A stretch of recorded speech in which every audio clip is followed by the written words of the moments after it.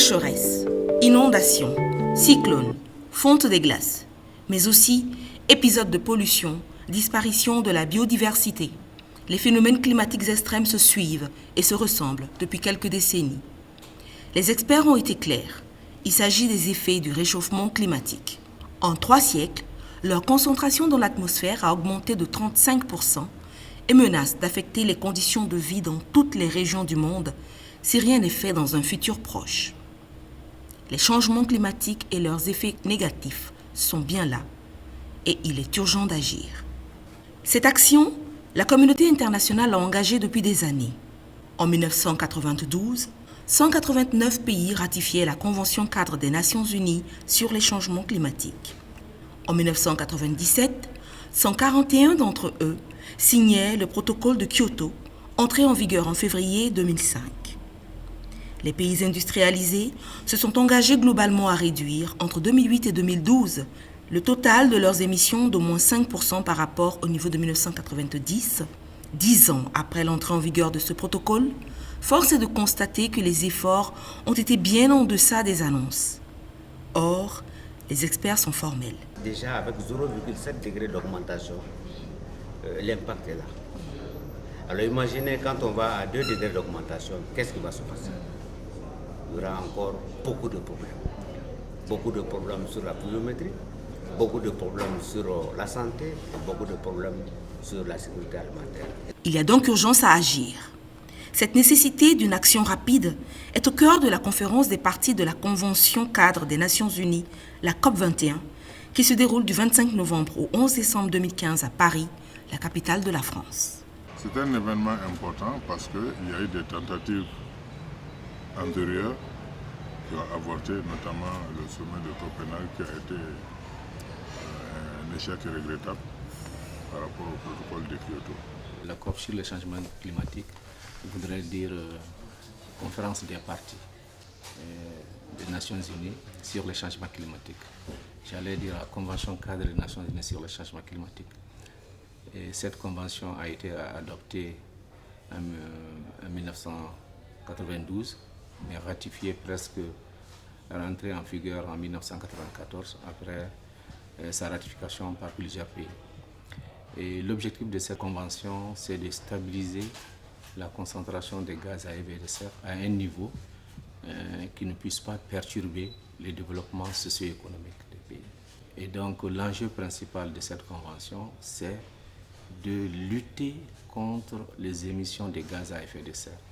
À Paris, 40 000 délégués représentant 193 pays vont partager 2 semaines de communion autour d'un objectif commun: offrir une planète vivable aux générations futures. Des négociations qui y seront menées en présence de pas moins de 130 chefs d'État et de gouvernement devront découler une révolution dans les modes de vie et de production, mais aussi une solidarité envers les plus vulnérables aux effets actuels des changements climatiques. Paris n'est pas pareil à Copenhague. La différence, c'est que à Copenhague, on avait certainement soulevé plus d'espoir que de raison. Le monde entier s'est dit, on vient à Copenhague et au sortir de Copenhague, on aura en main un instrument qui va sauver tout de suite la planète. Donc, les espoirs ne pouvaient qu'être déçus à Copenhague. Mais c'est à partir de Copenhague, à mon avis, qu'il y a eu un déclic. Et je pense qu'il y a des chances, et beaucoup de chances, qu'on aboutisse à un accord contraignant. La COP21 est donc une échéance à ne pas rater pour le Mali. Notre pays est parmi les plus vulnérables, alors même que ses émissions sont parmi les plus faibles de la planète. Tous ceux qui ont plus de 30 ans savent quand même qu'il y a eu un changement entre ce qu'ils connaissaient en termes climatiques et ce qu'ils voient en ce moment. Tout le monde parle de sécheresse, ou bien on parle d'inondation, ou bien on parle de réchauffement. Donc autant de questions quand même qui nous intéressent, nous, pays sahéliens, et qui nous impliquent également dans la recherche de solutions. Alors ce que nous avions fait, nous avions commencé donc depuis la COP de Lima, donc la conférence des parties qui s'est tenue à Lima. On avait demandé à tous les pays, avant d'aller à Paris, en décembre qui vient, de préparer leur contribution. En ce qui nous concerne, à l'instar de tous les pays, nous avons préparé cette contribution que nous avons déjà déposée au niveau des Nations Unies. Les négociations de Paris vont porter sur les efforts auxquels consentent les pays parties, engagement annoncé dans un document dénommé la CPDN, contribution prévue déterminée nationale. Le Mali a déposé, comme recommandé par le secrétariat exécutif de la Convention 4 des Nations Unies sur les changements climatiques, sa CPDN qui contient des objectifs ambitieux pour l'horizon 2020. Le Mali fait partie des pays qui émettent le moins de gaz à effet de serre, mais qui sont les plus vulnérables à l'effet de serre. Et on a présenté 3 scénarios. Un scénario de base qui consiste à continuer à se comporter comme nous le faisons maintenant. Et il est évident que ce que nous faisons maintenant, si nous continuons de cette manière, nous allons aboutir à la destruction des forêts. Je prends que le cas des forêts comme exemple. Si nous prenons des attitudes qui correspondent aux politiques que nous recommandons actuellement, que nous réussissions à faire appliquer ces politiques, nous allons faire le scénario inconditionnel, c'est-à-dire essayer d'améliorer sans intervention extérieure. Et le scénario conditionnel, c'est le scénario qui correspond à l'intervention de la communauté internationale pour aider le Mali à appliquer sa vision. L'idée, c'est que le Mali fasse le maximum de ce qu'il peut faire avec ses moyens pour participer à cette réduction. Il y a 3 grands secteurs qui émettent des gaz au Mali, l'agriculture, l'énergie et les forêts, ce qu'on appelle les changements d'utilisation des terres, c'est-à-dire le défrichement. Dans chacun de ces secteurs, on élabore, sur la base des connaissances qu'on a, une politique de développement chiffrée entre l'année 2015 et 2030. Par exemple, sur les forêts, on va multiplier les plantations forestières, ce qui va séquestrer du gaz, du carbone. Donc, avec les services concernés, c'est-à-dire en gros les eaux et forêts, et les opérateurs d'ONG qui travaillent dans le sujet, on détermine année par année les objectifs qu'on se fixe, comment les atteindre, et une fois qu'on est d'accord sur cela, on fait le calcul de ce que ça va produire comme gaz. Voilà en gros l'exercice que nous faisons. Donc, alors, le travail est fait, et on est arrivé effectivement à faire des réductions de gaz à effet de serre par rapport à ce qu'aurait été l'émission du Mali s'il n'y avait pas eu ces efforts. Et on obtient 31% pour l'énergie, 29% pour l'agriculture, 21% seulement pour les forêts, parce que les forêts sont très très grandes.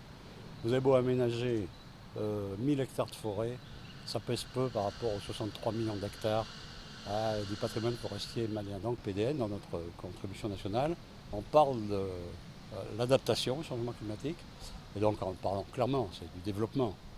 Et donc on a fait aussi des prévisions chiffrées, en tout cas pour les 5 ans qui viennent.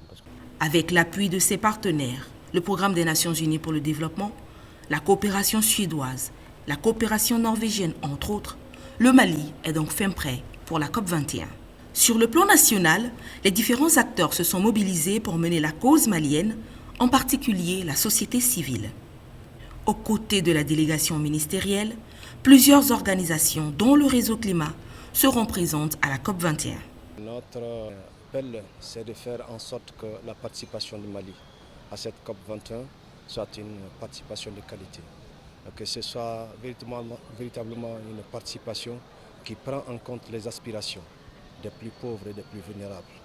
Et soit afin d'apporter ces témoignages aux autres décideurs de la planète pour qu'ensemble une décision juste, équitable, équilibrée soit prise pour faire face au phénomène de changement climatique. Une attention particulière doit être accordée aux initiatives en faveur des couches les plus défavorisées et en particulier les femmes.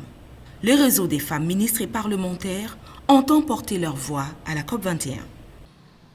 Vous êtes convaincus que les changements climatiques affectent les États pauvres et particulièrement les populations vulnérables que sont les femmes et les enfants.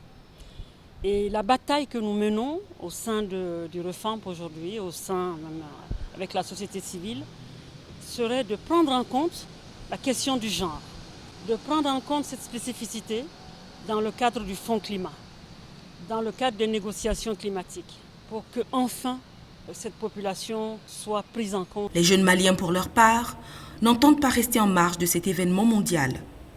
Pour saisir les enjeux de la rencontre de Paris, une COP universitaire a même été organisée à Bamako. On va essayer de leur faire vivre comment se déroule la COP, les COP même, pour que la jeunesse puisse comprendre la complexité des négociations internationales, comprendre pourquoi l'enjeu est si grand. Pourquoi est-ce que le monde entier se réunit pour discuter sur cette question-là? Aujourd'hui, notre planète va mal.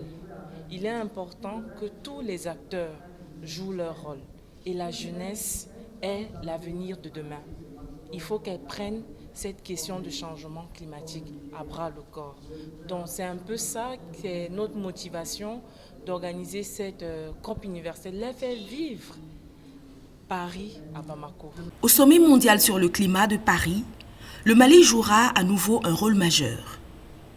Le Mali a à son agenda à la COP plusieurs événements dont le principal sera sans doute la rencontre autour du Fonds climat, une expérience réussie qui fait école.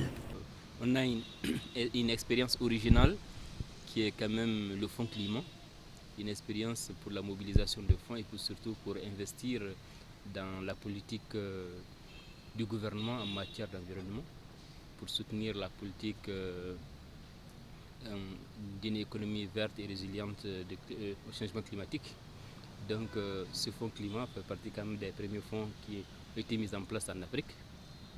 Et nous voulons profiter de la COP21 pour pouvoir mettre un éclairage sur le fonds climat et montrer l'expérience du Mali en matière de mise en place et de gestion des fonds nationaux climat.